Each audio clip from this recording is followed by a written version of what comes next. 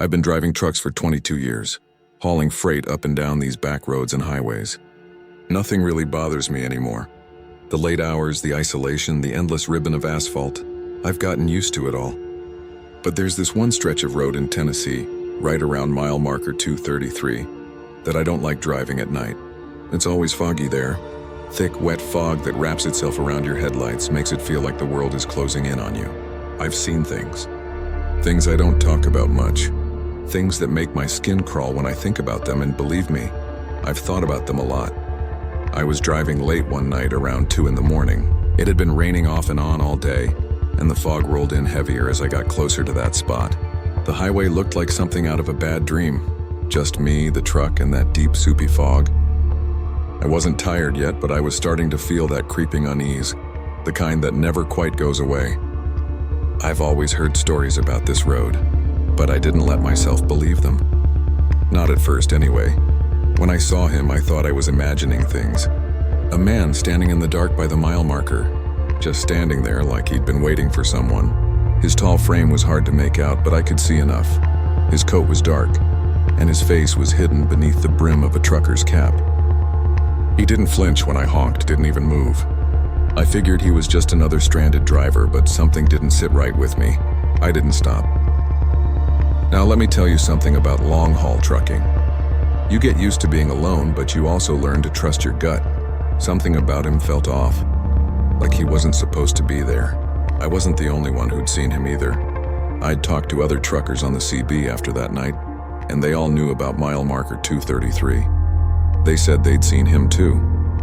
Some said he looked like he was waiting for a ride.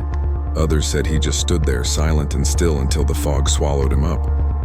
But it wasn't just the man I couldn't shake. It was that damn feeling. That feeling like you're being watched. I went back down that same stretch of highway the next night, figuring I'd put it out of my mind. I couldn't shake the image of him standing there in the fog, so I decided to drive past and get it over with. I didn't see him that time, but when I reached mile marker 233 again, something strange happened. The CB crackled to life.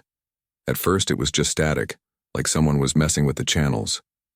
Then a voice came through, low, faint, hard to understand, but I could make it out. "Made it past 233? The voice asked. I froze. I hadn't said anything on the radio. I hadn't even touched the mic. My heart pounded in my chest, and for a second I thought I'd gone crazy. I turned the volume down, thinking it was just interference. But the voice came through again, louder this time. "Made it past 233? I didn't respond. I didn't know how to respond. When I talked to other drivers later that week, they all knew about the voice. They said it wasn't just the fog that made that stretch of road feel off. It was the man. The one who didn't speak just waited, and sometimes, they said, his voice would come through the CB like that, like he was looking for someone. Some of them said it was a prank, some said it was a ghost, but they all agreed on one thing.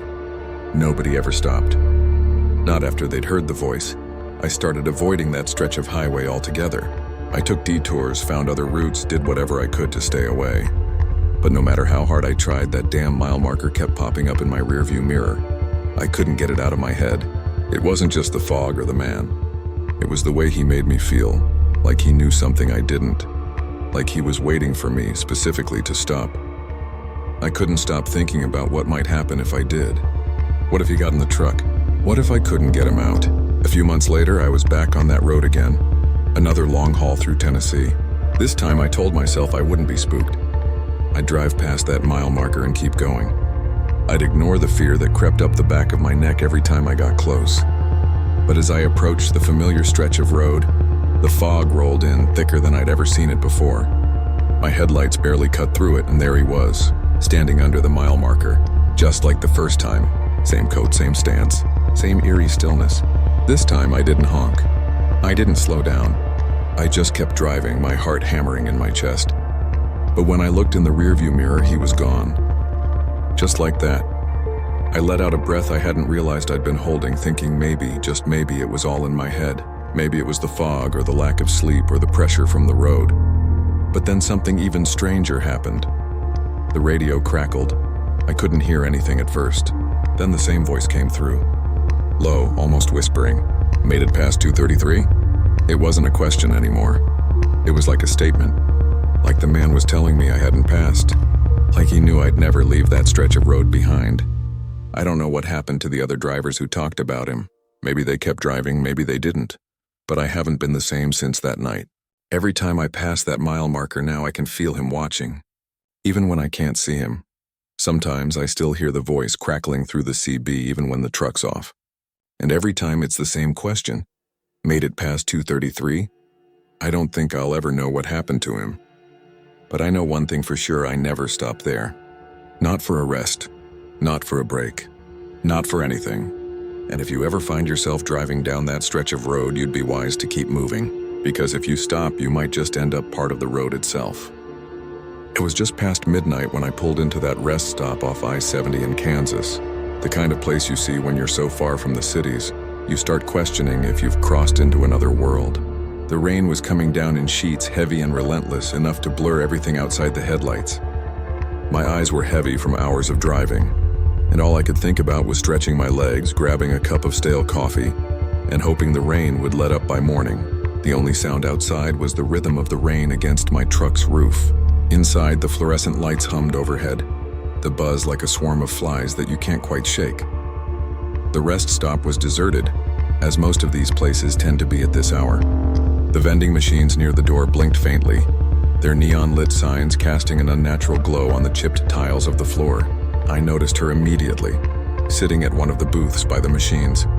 She was staring down at a suitcase, her hands fumbling through it. She had this look on her face like she was searching for something. Maybe she was just tired too, I thought. I didn't think much of it until she looked up at me.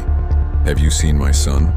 she asked, her voice soft but desperate, like she had been asking the question for a long time. I looked at her, confused. I didn't know if it was the rain or just the late hour, but something about the question made my chest tighten. I shook my head. I hadn't seen anyone. "I'm just passing through," I thought. I made a noise like I was sorry, but I didn't stop to ask anything more. I had a few things I needed to do myself. Use the restroom, stretch my legs, and her question didn't stick with me until much later. I went to the restroom, splashed some cold water on my face. When I came back out, I noticed she was gone. Just like that. No sign of her, no suitcase on the booth. The seat was empty, the suitcase was gone. The vending machines hummed like they were mocking me. For a second, I thought I had imagined it all. Maybe I was just seeing things in the dim light, or maybe I was just that tired. But then I looked around. The parking lot was empty too. I thought it was odd that she would have left so quickly, especially considering how bad the rain was coming down. I went outside, peered around, but there was no sign of her. No footsteps in the puddles, nothing. Just the endless rain. I stood there for a minute, thinking I'd walk around and find her, but the longer I stood there, the stranger it felt. I decided to get back in the truck and hit the road. I'd wasted enough time as it was. When I got into the cab, I looked around again, trying to shake off that feeling of something being wrong. My headlights cut through the fog like a knife, but even with the truck running, I felt an odd kind of stillness in the air. It was as if the rain had made the world quieter, like everything had stopped for a moment. The exit ramp was up ahead, but as I approached, something didn't look right. It wasn't where it should have been. The ramp seemed to twist in a way I wasn't used to, like the road itself was bending. I figured I must have been mistaken. Maybe I had been so tired that I didn't recognize the turn. So I circled back, turned around, and tried again. But the ramp still wasn't right. The signs were blank too. Nothing but weathered metal where the usual route markers should have been. There was no name on the sign for the highway. No exit number. Nothing at all. The world outside seemed to shrink, and I felt this crawling sensation at the back of my neck like I was caught in a loop I couldn't escape. I did it again. Another turn, another circle around that empty parking lot, the rain now slapping harder against the windshield. Each time the road looked the same, a mess of blank signs and unfamiliar turns. I tried calling out, hoping for a signal from the truck's GPS, but nothing came through. The whole place felt wrong, like it didn't belong in the world I knew. I circled the lot 3 times, each time getting more and more disoriented. The hours seemed to stretch out like chewing gum. After what felt like forever, I finally pulled into the lot again, still hoping I'd figure it out, but nothing changed. No new signs, no familiar exits, just the same fog, the same empty parking lot, and the sound of rain. My mind was starting to play tricks on me. I thought I saw the faint outline of a figure standing near the vending machines, but when I blinked, it was gone. At this point, I knew something wasn't right. I pulled out my phone, checked for service, nothing. No signal at all. It was like I'd been swallowed whole, trapped in some kind of limbo. I sat in the truck for a while, my hands shaking a little as I tried to get my bearings. But no matter how many times I circled that lot, I couldn't make sense of it. I was about to give up and call for help when I saw it. Just barely, in the reflection of my rearview mirror. The figure again standing under the neon glow of the vending machines, just like before. This time I didn't think it was my mind playing tricks on me. This time I knew something was watching me. I didn't look long enough to see if it was the same woman or someone else. I just slammed the truck into gear and sped out of there. The rain wasn't any better as I drove. It still hammered the windshield, and the world beyond the truck seemed so distant, so cold. I finally took a turn off the road, hoping to find a place to stop and get my bearings. The whole time I kept hearing the hum of the fluorescent lights, the static crackling in my ears. I kept seeing that empty booth, and I could swear I could hear her voice faintly. "Have you seen my son?" By the time I pulled into the nearest gas station, the sky had started to lighten. It was early morning. I was exhausted. I still couldn't figure out how I'd ended up back on the same stretch of highway after hours of driving in circles. I grabbed my phone again, desperate to find a signal. There was one message waiting for me. It wasn't from anyone I knew, just a weather alert that popped up on my screen. Something about a storm from 1997. It didn't make sense. I checked the time, then checked the alert again. The date didn't match. I thought maybe my phone was glitching, but when I tried to pull up the weather forecast, it was all scrambled. The forecast from 1997 kept playing over and over, like the world was stuck in a time loop. The whole thing felt unreal, like I was caught in a nightmare that wouldn't end. I didn't say anything to anyone. I didn't even tell the clerk at the gas station about what had happened. All I wanted was to get back on the road. But the thing that really haunted me, that stayed with me for days after I left, was the thought of the woman standing at the vending machines with her suitcase, looking for her son. The more I thought about it, the less I knew. Was it her voice I'd heard on the radio? Was she real? And if she was real, where did she go? What happened to the exit? To the highway signs? It doesn't make any sense, and yet I know it wasn't a dream. Sometimes when I drive, I can still hear the hum of the lights, the static in the air, and I wonder if I'll ever really find my way out. I've been driving trucks for close to 25 years now, long enough that the hum of the highway has become the only lullaby I can sleep to. You get used to the loneliness after a while. It seeps into you slow like rust in an old rig, and steady, quiet, and permanent. Some nights I keep the CB radio on just to hear someone talking out there. Doesn't even matter what they're saying. Road reports, weather updates, bad jokes. It's just good to know someone else is awake. The road can feel like a different world after midnight. You start to wonder if you're the last person left in it. That night I was somewhere in northern Arizona, running a load of medical equipment east. The desert stretched out flat and empty for miles. No other headlights for what felt like hours. It was the kind of dark that eats your headlights whole, where the road vanishes into nothing ahead of you. My only company was the CB chatter, distant, faint voices from other drivers passing through states away. I remember the way the static sounded, soft and rhythmic like breathing. Around 1:30 in the morning it happened. The radio gave a quick burst of static, sharp like a pop, and then a voice cut through. Male, older, gravelly. "You out here tonight?" he asked. I leaned forward, squinting at the unit. It was so faint I thought I'd imagined it. "Yeah," I said, holding the mic. "This is Redline eastbound, mile marker 188. Who's this?" Static. Then, "I'm running out of time," that's all he said. Just that. I let go of the mic. Waited. Nothing. I figured it was some driver messing around, or maybe his radio was picking up bleed over from another channel. Still something about his tone. It wasn't playful. It was flat, defeated, like he was talking to himself more than to me. I didn't think much of it, not right then.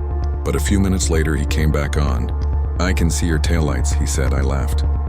"Yeah, right. You're probably sitting at a truck stop somewhere trying to spook me." No answer, just a slow, ragged breath through the static, the kind that sounds too close to the mic like someone's leaning in. Then faintly, "Don't leave me out here." That's when I looked in the mirror. Nothing behind me, just empty road disappearing into the black. I toggled my high beam, scanned the horizon, and still nothing. "Where you at?" I asked, trying to sound calm. "What mile marker?" More static. Then his voice again, almost drowned in the noise. "Can't see it anymore. Been following too long." A shiver went through me, the kind that starts deep in your stomach and works its way up your spine. I killed the CB, thinking maybe it was malfunctioning. But the second I switched it off, the voice came through again, this time from the truck's speakers. "You can't just turn it off," he said. My hand froze halfway to the key. The radio wasn't even on anymore. No power, I hadn't touched the ignition. Still, his voice was coming through the speakers, low and warbled, like it was buried in the static. "Who is this?" I demanded. "How are you getting through?" He didn't answer. Just breathing. Slow, uneven breathing. Then, in a whisper, he said, "Don't stop." I'd been doing this long enough to know when to ignore the supernatural talk that comes with the territory. All those road ghost stories drivers tell to kill time. But this didn't feel like a story. It felt wrong. I turned the volume knob even though the radio wasn't on. The sound didn't change. It was like his voice was somewhere inside the truck now. For the next hour I just drove, white-knuckled, eyes darting between the mirrors and the road. Every few miles the static would flare again, sometimes just breathing, sometimes a faint voice repeating the same few words. "Running out of time. Don't stop. I can see your taillights." Always the same phrases, over and over until I thought I was losing it. I tried switching channels, unplugging the CB entirely, but it didn't matter. The voice stayed. The desert around me looked like a dead ocean, the dunes rolling out endlessly under the moonlight. And somewhere in all that emptiness, I started to feel like I wasn't alone. Around 3 a.m., I passed a small diner sitting off the shoulder of the highway. It looked open, a single neon sign flickering "Eats" through the fogged glass. I pulled off, figuring I needed coffee and maybe a few minutes away from the road. The second I cut the engine, the static stopped. The silence felt heavy, like my ears were still ringing from something that hadn't ended. I sat there for a minute, waiting for the hiss to come back, but it didn't. Eventually, I climbed out, the desert air cold enough to sting my skin. Inside, the diner smelled like burnt coffee and old grease. There was only one guy behind the counter, some kid maybe in his 20s flipping through a newspaper. He looked up when I came in but didn't say much, just nodded. "Coffee," I said, sliding into a booth. He poured a cup and walked over. "Rough night?" he asked. "Yeah," I said, rubbing my eyes. "Heard some weird chatter on the CB, some guy saying he could see me." The kid frowned. "Ain't nobody out there tonight. Haven't seen a truck in hours." "Yeah," I muttered. "That's what I thought too." He left me alone after that. I sat there nursing the coffee, staring out the window at the highway. The rain had started again, tapping against the glass. For a moment I thought I saw movement near the truck, a shadow slipping past the cab. I blinked, leaned closer. Nothing there. When I went back out an hour later, everything was still. No tracks, no sound but the drizzle. I climbed back into the truck, started it up. For the first few miles, everything was normal. Just road and rain and the low growl of the engine. Then faintly from the CB speaker and a whisper, "Thank you for stopping." My throat went dry. I hadn't turned the CB back on. The mic wasn't even plugged in. I reached over and unplugged the entire unit from the dash, set it on the passenger seat. The voice didn't come back. I drove until sunrise, too afraid to look in the mirrors. When I finally parked at the depot in Oklahoma, I left the truck running longer than usual, half expecting that voice to creep back in. But it didn't. Everything was quiet. Just the sound of the engine ticking down as it cooled. I told myself it was the stress. Long hours, bad sleep, highway hypnosis. That's what I said every time I thought about it. But the thing is, I couldn't bring myself to drive that route again. Not through Arizona. Not near those empty stretches of desert where the only sound is the wind howling through the sand. A few weeks later, one of the mechanics was doing a maintenance check on the truck. He called me over, said he'd found something weird. The CB had stored transmissions, dozens of them, all marked with the same timestamp. He played one back for me and it was just static. Then faintly a voice. "You out here tonight?" That was the same voice. The same man. The mechanic frowned, said it sounded like an old recording, maybe someone testing the line. He said the timestamp didn't make sense. It was from 1998. I didn't say anything. I just told him to take the radio out, get rid of it. He did. But sometimes when I walk through the truck yard late at night, I still hear it. Just a faint hiss coming from the cab. Static, barely there, like something trying to break through. Once I swear I heard words under the noise. The same ones from that night. Don't stop, I don't touch that truck anymore. Nobody does. It just sits out there on the edge of the lot collecting dust, a patch of rust creeping up the door. Every now and then I see the CB light flicker. Like it's still listening. Like it's waiting for someone to answer back. And sometimes, when the yard's quiet, and the air is still, I think I can hear a faint voice riding the wind through the static, whispering from somewhere out there in the desert. I can see your taillights. I've driven all kinds of highways in my years on the road, long hauls and short runs, but there's one stretch outside Billings I'll never forget. I don't know what it is about that stretch of road, but it's like the place has a way of putting the weight of the world on your shoulders. The air feels thick, like you can almost taste the dust before it settles. Maybe it was the isolation or just the slow burn of heat that day, but I didn't think much of the young woman I picked up that afternoon. She was standing on the shoulder, looking lost even though the road was practically empty. I slowed down, rolled down the window, and she stuck her thumb out, her face shaded by a wide-brimmed hat. When I stopped, she stepped right up, no hesitation, like she was expecting me. "Where you headed?"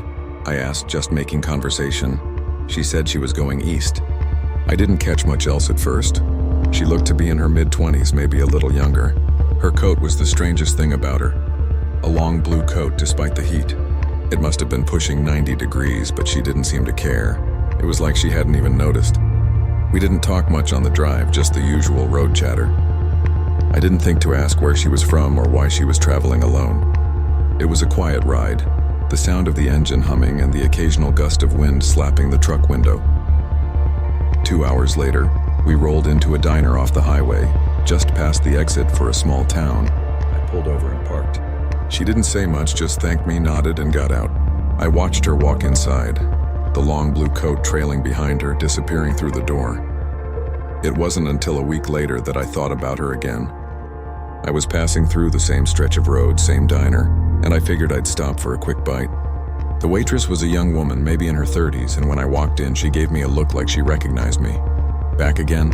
she asked, her voice friendly enough, but there was something in her eyes that I couldn't place. "Yeah," I said, taking a seat at the counter, just passing through again. "You remember that girl I dropped off last week? The one in the blue coat?" The second I said it, her face went pale, like a ghost had passed through the room.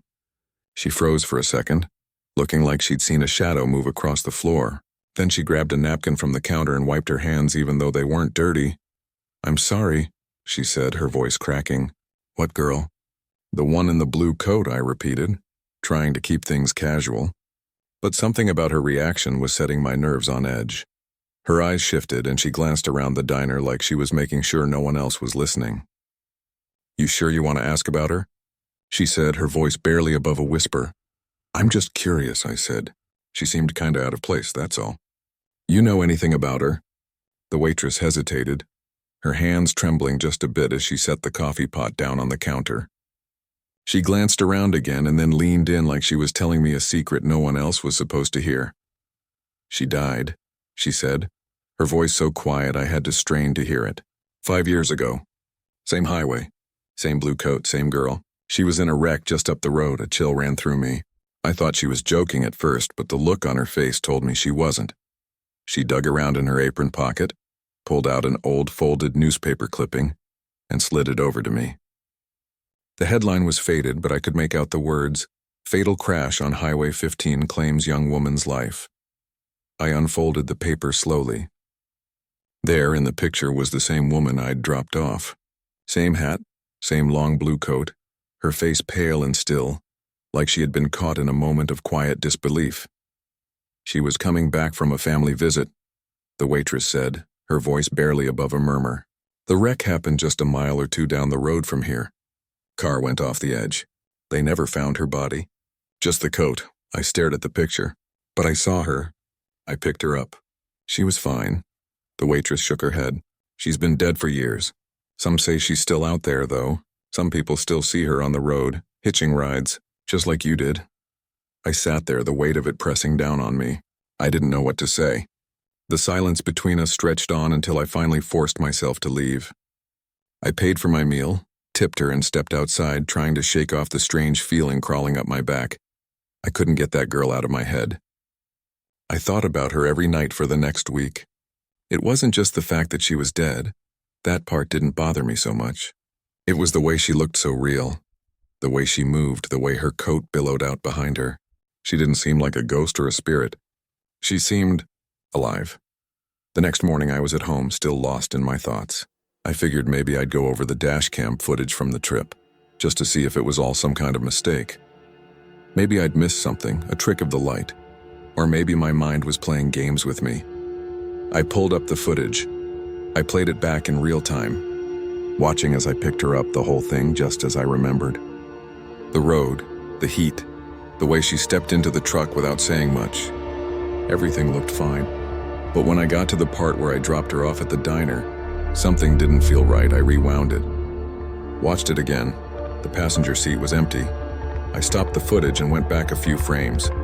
There in the corner, just barely visible, was the door to the passenger side. It was open. I zoomed in, my heart racing. There was no sign of the girl. No shadow, no movement, nothing. She was gone. The door had opened, but she was never there. I sat back, staring at the screen. My mind reeled. I checked the footage again just to make sure I wasn't seeing things. Same thing, no girl. Just the open door. I didn't sleep that night. I couldn't. The next morning I drove back to Billings, to that same diner, to ask more questions.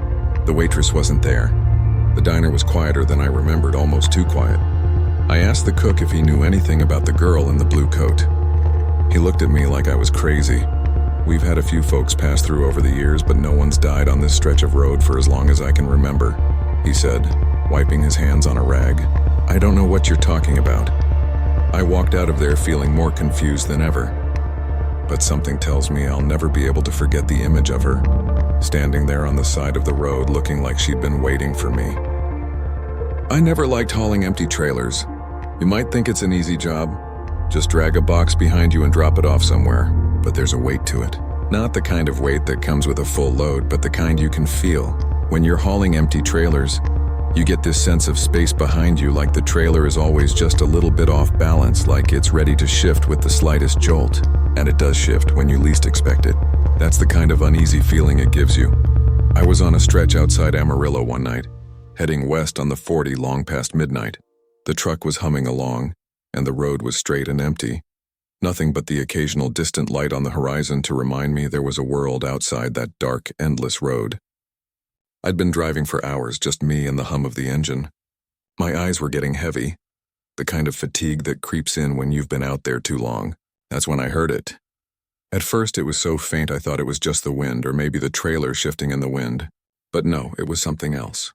The sound was soft, like dragging, like feet shuffling against the metal floor of the trailer. I tightened my grip on the wheel, my stomach sinking a little. I knew the trailer was empty. I checked it before I hooked it up, just like always. But there was something else now. Something inside that trailer. I pulled over to the side of the road, the tires grinding against the gravel as I stopped. The night was still and thick, the kind of silence that presses in on you. I cut the engine and climbed out, my boots crunching against the ground as I made my way to the back of the truck. The trailer was dark, the lock on the back shining faintly in the moonlight. I stepped inside, my flashlight cutting through the shadows. The air was stale, heavy, but the trailer was completely empty. No sign of anyone, no footprints, no mess. I stood there for a long moment, trying to shake the feeling that something was off. I checked the inside again just to be sure. Nothing. Not even a trace of dust stirred.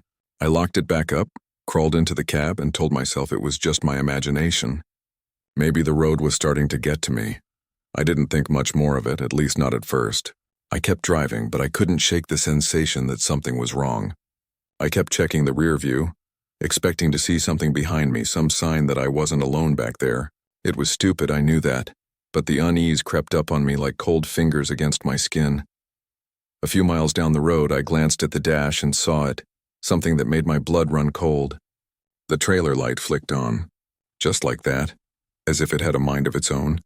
I knew the lights worked fine when I checked them earlier, but there it was, glowing in the darkness, casting long shadows over the road ahead.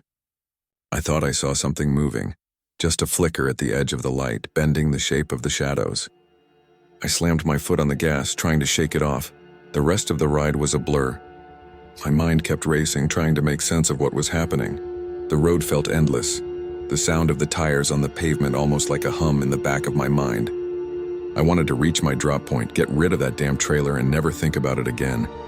But when I finally got to the drop, I opened the trailer doors and almost gagged. The air inside was thick and damp, heavy with moisture like someone had been breathing in there for hours. The kind of damp you feel on your skin when the humidity's unbearable. I ran my hand over the metal, feeling the cold sweat clinging to it. The air was wrong. I stood there staring into the dark, empty trailer. There was no way it should be this damp.